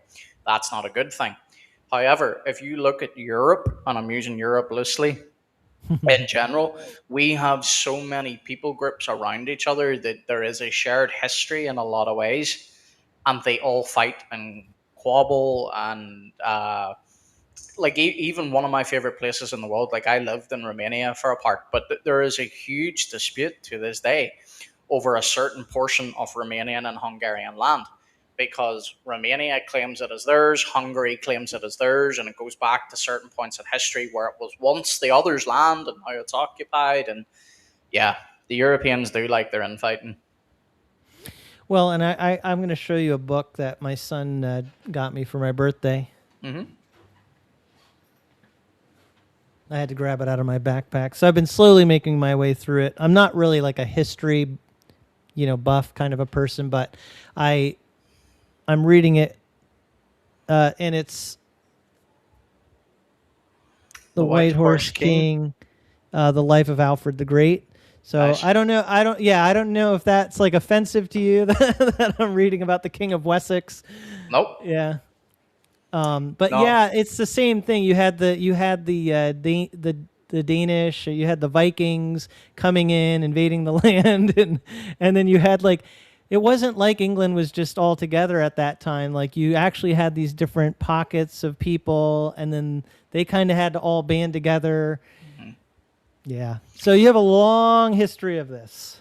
Yeah, and I'm very well. I'm not unique in this. There is a large portion of the population that share in what I share in. Younger generations don't get this anymore because they are not Hmm. entitled to dual citizenship. That stopped after 1995.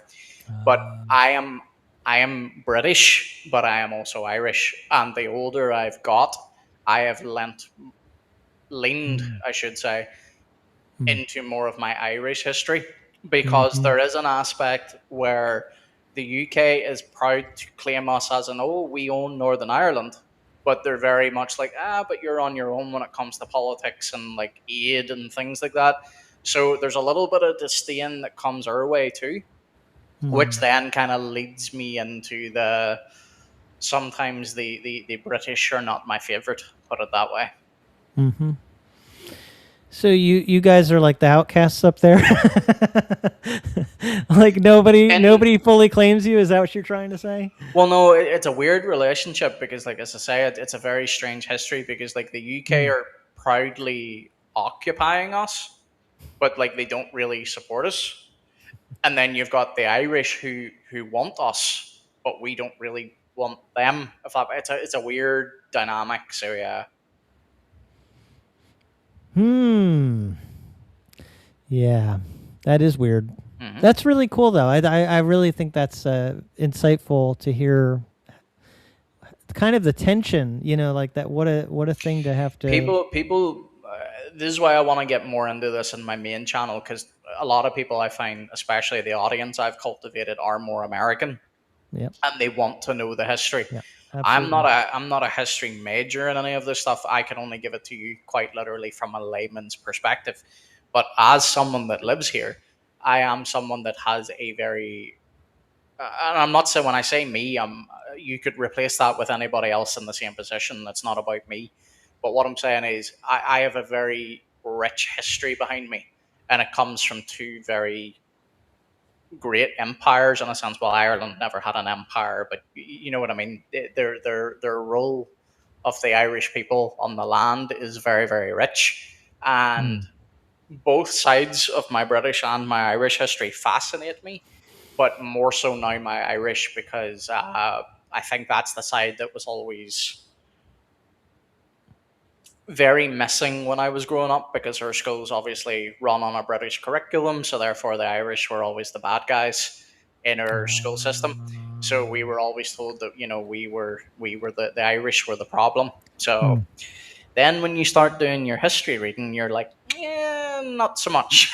Mm. Interesting. Yeah, and I'm interested too. To go back to my roots a little bit. I have many people in America have similar ancestors if they've been here generations, Hmm. and one of them who's well known is William Brewster. He came over on the Mayflower, Yep. and he is my ancestor. And I would love to go back to England where he was from, and just kind of, you know, see what that is actually like there. Although he left. I mean, he was one of those people who religiously was more of a I guess separatist kind of a person. And they ended up moving. I forget now where they moved to the European mainland for a time, and then they just decided eventually to come to the New World. Hmm. Yeah. So yeah, really cool. Now I do want to switch gears here, and something else that a lot of us can be ignorant about are different church traditions, theology, and specifically this video we're going to look at is a guy he's really like an evangelical would probably be the best description of him. In the video when they're conversing, the Catholic guy kind of groups him as a Protestant, because to them anybody who's not Catholic is Protestant. But No. anyway, Yeah. and you'll see that at the end here, because he's like, so I'm protesting. It's really funny. But this is John Christ, I got and a good he's laugh out of this video. Yeah, he's a comedian. I'm not going to show the whole thing. I'll show some highlights that I thought would be good for reaction and discussion. So just before you do start, I got a good laugh out of this because there was numerous times. This is Matt Frad, by the way, from Pints with Aquinas, Yeah. and there's multiple times where John would say something, and you could see Matt Frad either just like try to really hold in laughter, or don't say anything. There was Offensive. so many times where he was just like, that is not even remotely comparable. And I didn't realize that Matt himself is from Australia, I think he said. Yes. Mm-hmm. Yep. So that's adding to the dynamic, is that Matt is now in the US as a Catholic, and John Christ is an American who's evangelical, and he's going with Matt to Catholic mass. Nice. He, by the way, I happened to see he has a video where he went to a black church. He's apparently going to different churches, so it's not like he's specifically searching Yeah. out Catholicism. That type of content does really well on YouTube. I attended this church. It does Yeah. really well. I would love to do it myself, not for the views. I just do like going to different places, but a lot of places don't like you filming, and rightfully so. But Tim, before you do play, you might want to put YouTube in full screen. Okay. See if I can do that. That better? Yep. All right, here we go. Let me yeah, I think I'm already lined up for the first part that I wanted to play. You guys have different rules about like drinking than we do. I don't think so. Catholics do. So, Yeah, y'all drink. well, do you not? We're Oh, not no, not allowed anymore. to. You're Yeah, we're not allowed to. We shouldn't. Well, so how did y'all get so chill on drinking? Well, what's your argument against John chapter 2 where No. Christ turns water into wine? I don't know. Mostly my Pentecostal You're like, mother. definitely grape juice. Yeah. Is that it? No, we do. No, I'm not drinking in here. Oh, I'm not doing it though. No, but I just mean, how do you justify not drinking when Christ did? You know, it's the same type of thing as like, are you allowed to kiss on a first date? Everybody reads the book different. It's almost like you need a magisterium to give you the correct interpretation. Yeah, kind of. Yeah, and that magisterium was my dad. So yeah, he knew. He heard from the Lord. Oh, it's right here. There it is. Oh, look at this. This is the neighborhood. Look, So- you know this. One thing I like, by the way, is that they put up information about what they're talking about. Like they give you a little bit of insight. And this is John Christ's channel. So it wasn't even like Matt Frad was putting this up. And I thought that was really good because they're cluing people in on some of the terminology. And there's another term that's about to come up that this is really funny. John Christ, by the way, is a comedian. So it's not surprising he makes a lot of jokes, but this is really funny. Just before you play, Tim, I don't know how the audience find that, but can you increase the volume in that any? Yeah. There we go. That guy's 100% Catholic. Look at him. This guy? First of all, he's got his missal. What's a But he- missal? Oh, it's the church readings. Oh, a missile? Yeah, not like he's about to blow anything up. Okay, he's got a missile. Yeah, that's a different religion. Come on. We're not Come doing that. We're not on. doing that. We're not doing that. I actually thought that was great. That was very witty. It's a different religion. And we all know which one. Exactly.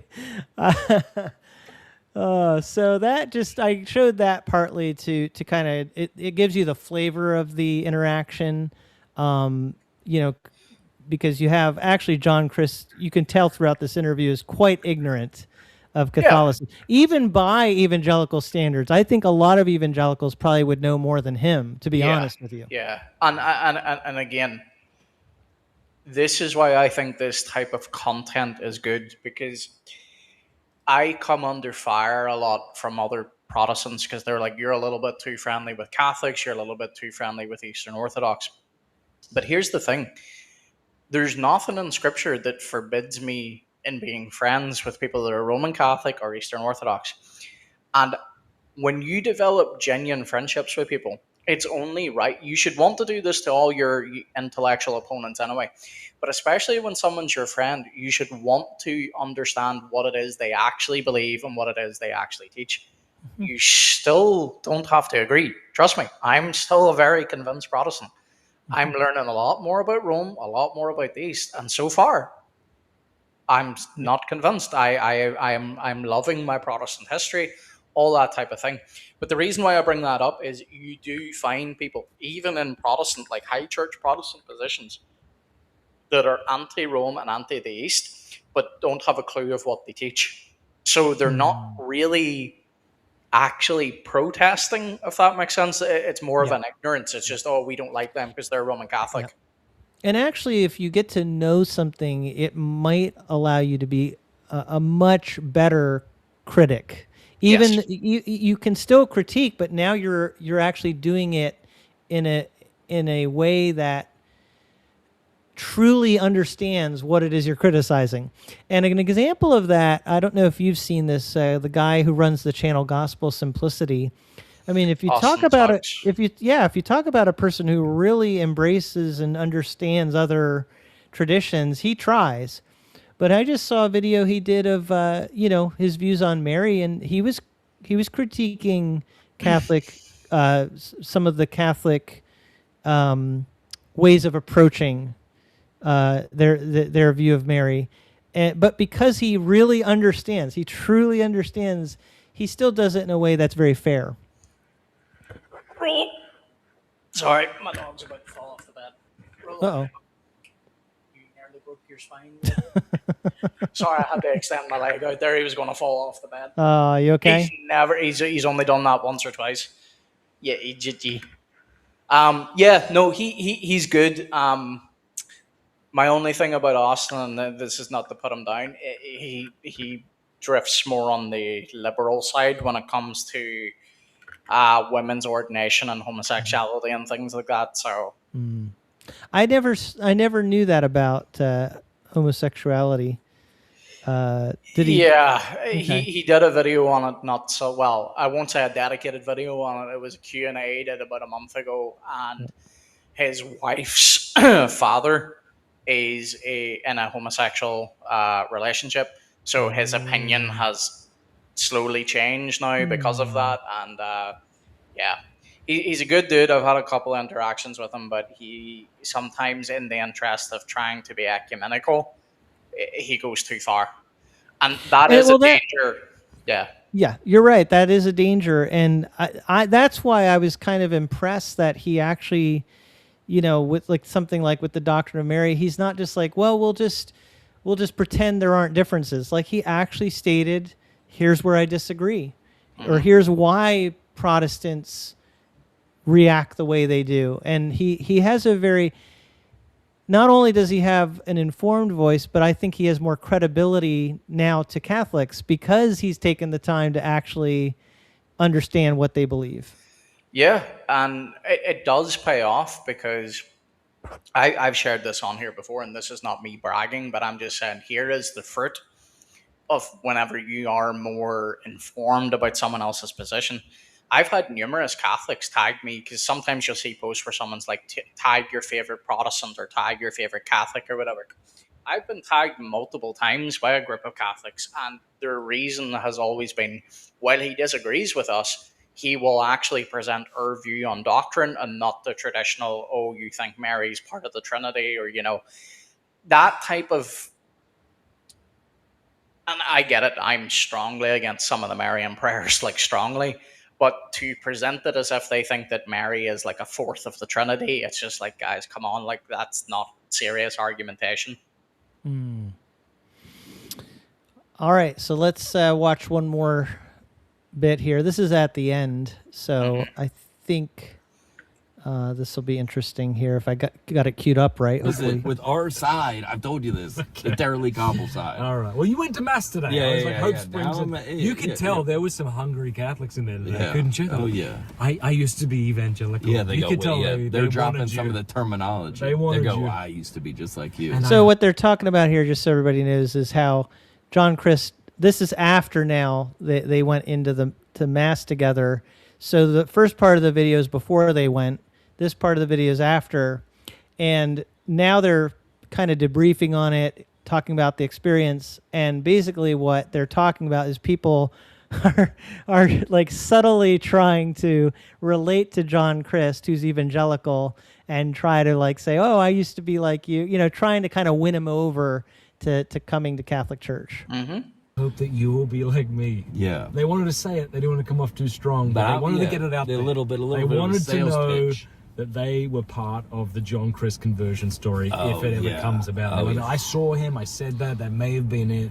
Yeah, but I'm currently, which I didn't know, I am in protest. Yeah. That's what Protestant There you is. go. Yes. Protesting Catholicism. Yes, a Protestant is one who protests. And I was protesting Catholicism. Well, the reason for the Protestant Revolution was that people like Zwingli and Luther and Calvin were protesting Catholicism. So if you're not protesting anything we teach, you should just come home. Yeah. Well, By the way, we had a black guy at our church today. yeah. This was actually a black church we went to today. It we just so happened we that share that. The 99.9 Protestants are the same. We white Protestant churches. We have a black guy in there. We love to. We say we're a diverse church. That was beautiful. Matt Frad, did honor to do it with you, brother. Oh, thank you, brother. That was beautiful.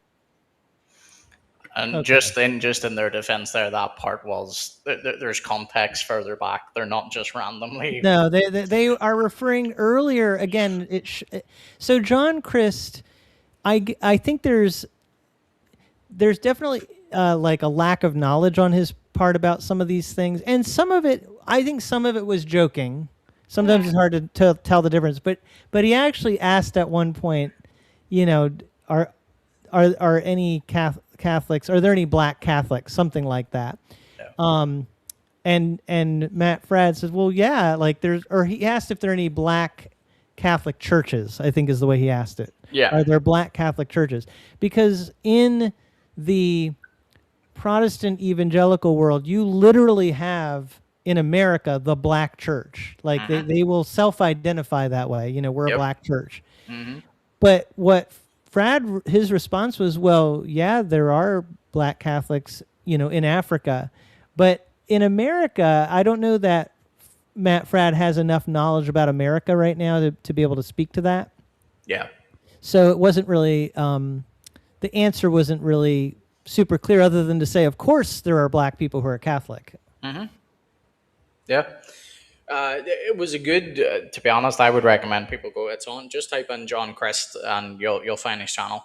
I'd recommend people watch the whole of that because they don't really get into like debate and doctrine or anything like that, which is good. It is more just him kind of, experiencing mass and, how he found it and things like that. But there's just some great wee parts in there where it shows you that you can be friends with someone that is a Roman Catholic, or, if you're a Roman Catholic, you could be friends with someone that's Protestant. In fact, if you want to witness to one another, I would say that it's good to be friends with one another because you're less. Sorry, go ahead. I was just going to say, I could see Matt kind of trying to persuade John.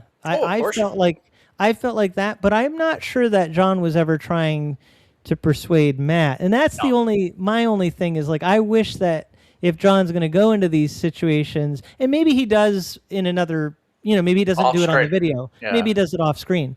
But I would just encourage people to still say what you believe. If you think, hey, this is what the scripture teaches, talk about that. Mm-hmm. Which,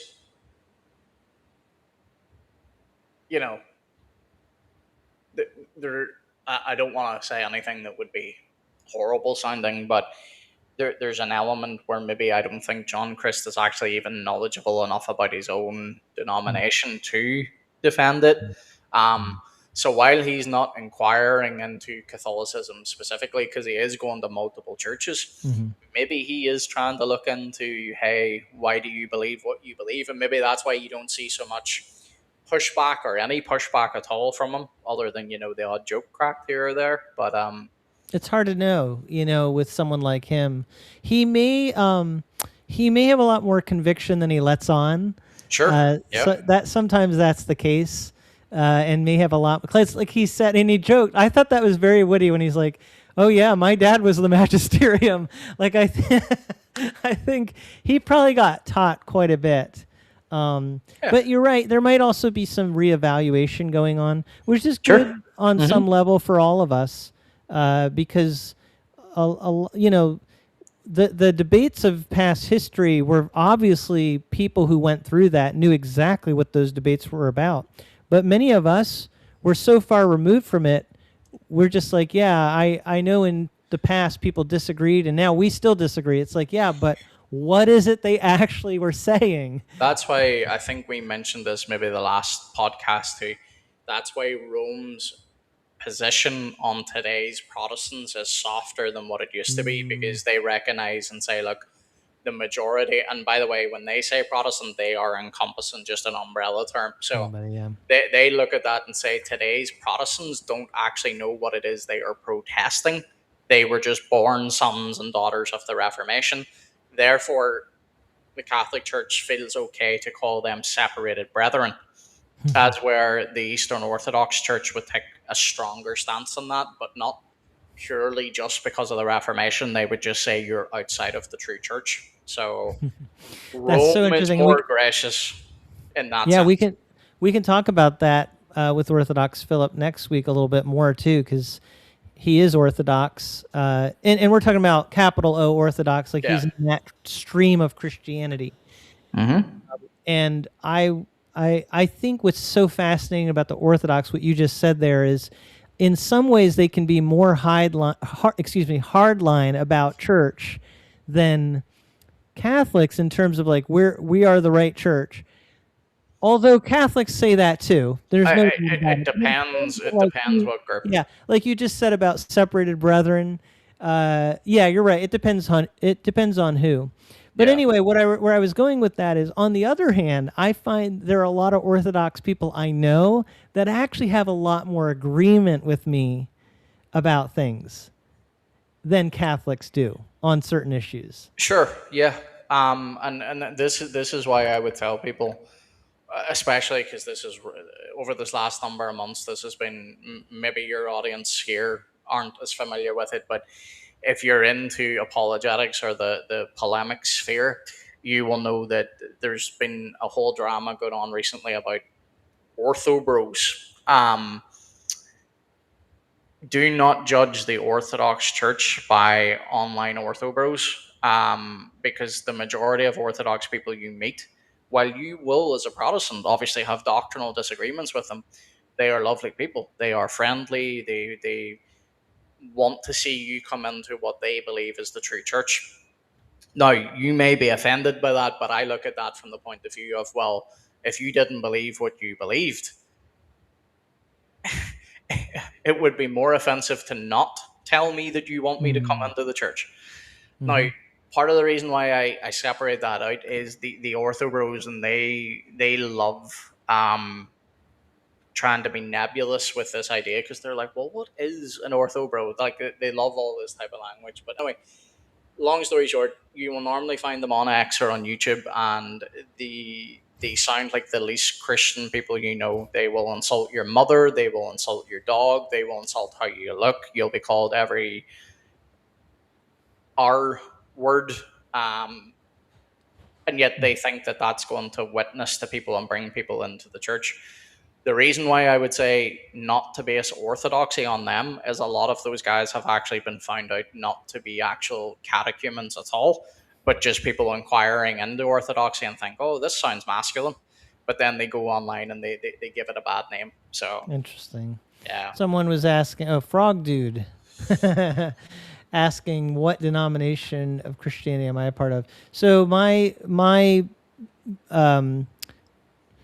theological background and general outlook is Baptist. Now, that being said, Baptists, we're not all exactly the same in our approach. I think a lot of people know that. And the church that I'm in technically would be called non-denominational, which is not Layman's favorite. But Theologically, not that I hate non-denominational people. I know. No, I actually think that even that term non-denominational is very broad, because there are some. Mine's a Bible church, so that tells you right there what we're trying to do. Whereas other churches are non-denominational, and in some cases they're actually liberal. In other cases they're theologically conservative, but just very progressive in their methodology. We could put it that way. So there's a diversity there with non-denominational, but actually, like, we do the New City Catechism on Sunday mornings. You know, we teach from the Bible very thoroughly and expositionally. So, like, that's the kind of Baptist I am. But we have a community church that there are people coming to our church who are Methodist in their background, Presbyterian, Catholic, Baptist. Some of them, I think, come from charismatic backgrounds. So that's the kind of ministry I'm in. You know, we're in a kind of a post-Christian environment here, in many ways in New England, and there are towns that just don't have a good church. And so we want to have a church where everybody's going to be able to hear the Bible, and we're going to try the best we can to bring everybody into a church, even if they're from different backgrounds. Mm-hmm. But I try to persuade people to be baptized as a believer. So that does make me Baptist. Shocking.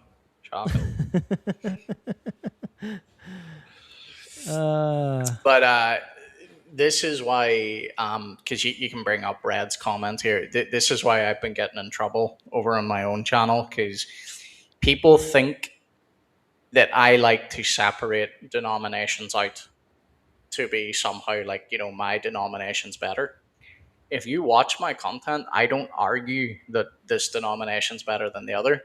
I just want clear labels on things. Yeah. Because there is a certain point where, like, even his comment here, there's such a broad umbrella. Like, even Catholics, like Orthodox Philip came on here a few times as well, and until he saw my video, he just called everything Protestant. And to a degree, I don't think I changed his mind. He would still call it Protestant, but he now recognizes that there are, like, non-Protestants within Protestantism.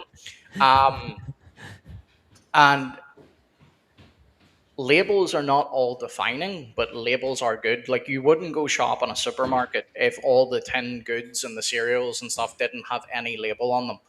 You wouldn't know what you're buying. Like, labels are good. They're not all defining, but they are good.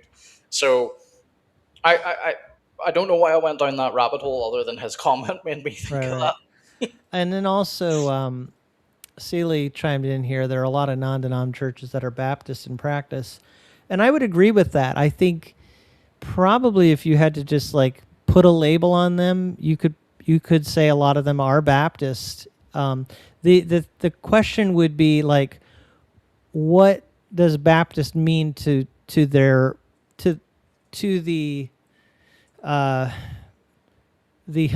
cultural environment that they're in?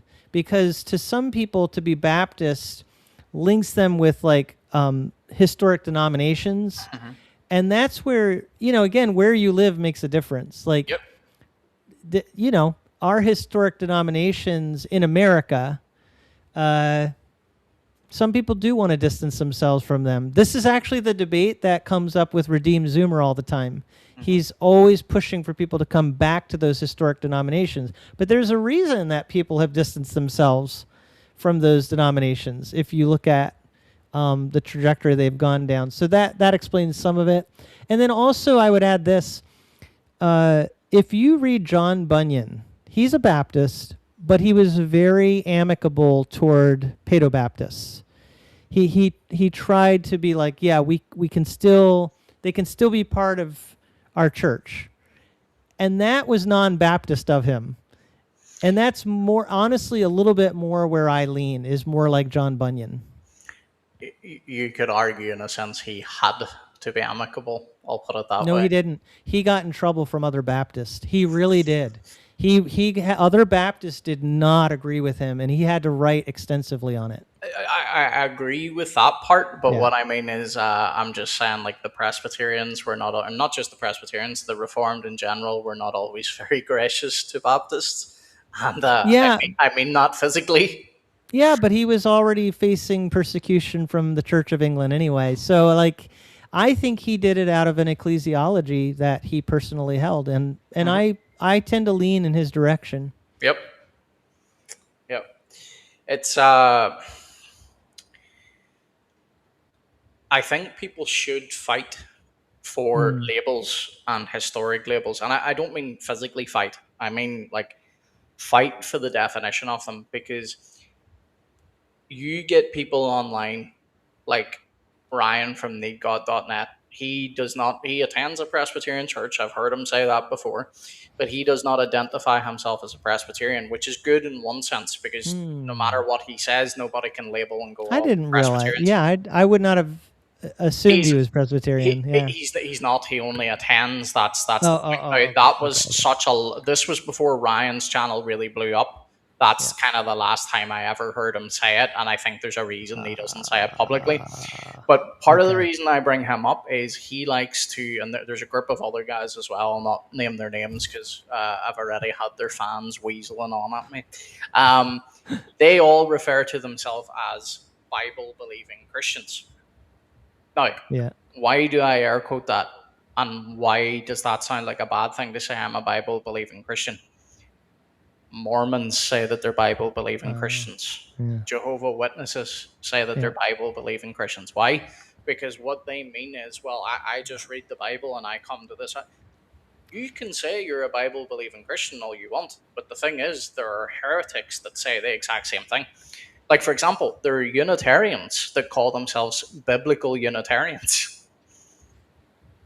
See, that's what I mean. If you don't fight for the term of what biblical actually means, you just surrender it to every group that's like, well, I just read the Bible and this is the conclusion I come to. And it's like, yeah, you and every other heretic. So, you're not telling me much by saying you're a Bible believing Christian. Right. It's pretty tricky for sure. And I think, we're going to have to keep working collectively how to best it's just the world's always in flux. There's always history's always unfolding. There was something I was thinking of bringing up here. I see other people chiming in now too. Some new people. Good to have you here. We're actually going to be wrapping up real soon here. While you're doing that, I know what I was going to say. I think is like just to kind of plug it again. In the coming weeks, we've got Orthodox Philip next week, so we're going to have an Orthodox believer on next week, and then we're probably going to have Tim Nichols on after that, who's Pentecostal.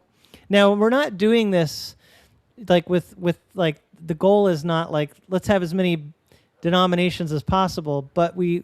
Because of this YouTube channel and because of the kind of conversations we have a lot of different backgrounds. And then after him, Philip Nation is Baptist. Finally, have a fellow Baptist on. But Jason Whitaker is Presbyterian, so we'll make sure to make you happy too, Layman. As I said before, like my side normally is one out in the numbers if you add them all up anyway. Oh, by the way, and this is our guest for next week. He said, the Baptist church I attended in my youth has since removed the word Baptist from its name and picked a very trendy sounding name. Yeah, Those I know dirty very Protestants. That's very Protestant. I have to make them feel at home. Yeah.